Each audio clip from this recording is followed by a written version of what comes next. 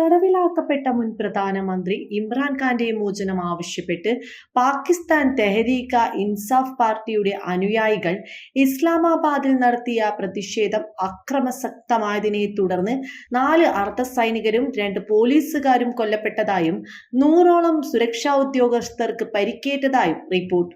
പ്രതിഷേധക്കാരെ പിരിച്ചുവിടാൻ police കണ്ണീർ വാതകം പ്രയോഗിച്ചതിനെ തുടർന്ന് തിരിച്ചു കവണ ഉപയോഗിച്ച് കല്ലേറുണ്ടായി. PTIയുടെ അനുയായികൾ ഇസ്ലാമാബാദിലെ ഡി ചൌക്കിലേക്കുള്ള വഴിയിലെ തടസ്സങ്ങൾ നീക്കി മുന്നോട്ട് നീങ്ങുകയായിരുന്നു. തുടർന്നുണ്ടായ സംഘർഷത്തിനിടയിൽ പാകിസ്ഥാൻ സൈന്യത്തെ ഇറക്കി.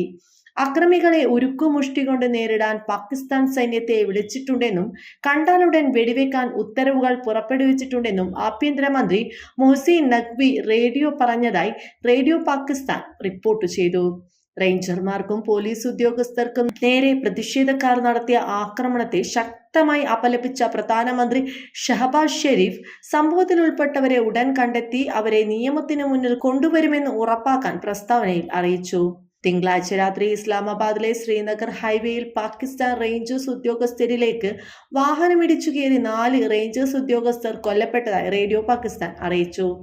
മറ്റ് 5 റേഞ്ചേഴ്സ് ഉദ്യോഗസ്ഥർക്കും നിരവധി പോലീസ് ഉദ്യോഗസ്ഥർക്കും ഗുരുതരമായി പരിക്കേറ്റിരുന്നു. ഈ സ്ഥലത്ത് നിന്ന് ഏകദേശം 5 കിലോമീറ്റർ അകലെ റാവൽപിണ്ടിയിലെ ചുങ്കി നമ്പർ 26-ൽ ആയുധങ്ങളും വെടിക്കോപ്പുകളും സജ്ജീകരിച്ച ഒരു കൂട്ടം ആക്രമികൾ റേഞ്ചേഴ്സ് ഉദ്യോഗസ്ഥർക്ക് നേരെ കല്ലെറിയുകയും സുരക്ഷാ ഉദ്യോഗസ്ഥർക്ക് നേരെ വിവേചനരഹിതമായി വെടിയുതിർക്കുകയും ചെയ്തതായും റിപ്പോർട്ടുണ്ട്. 2 പോലീസുകാർ കൊല്ലപ്പെട്ടുവെന്നാണ് വിവരമെങ്കിലും വിശദാംശങ്ങളൊന്നും ഇതുവരെ പുറത്തു വന്നിട്ടില്ല എന്നാണ് റിപ്പോർട്ടുകൾ.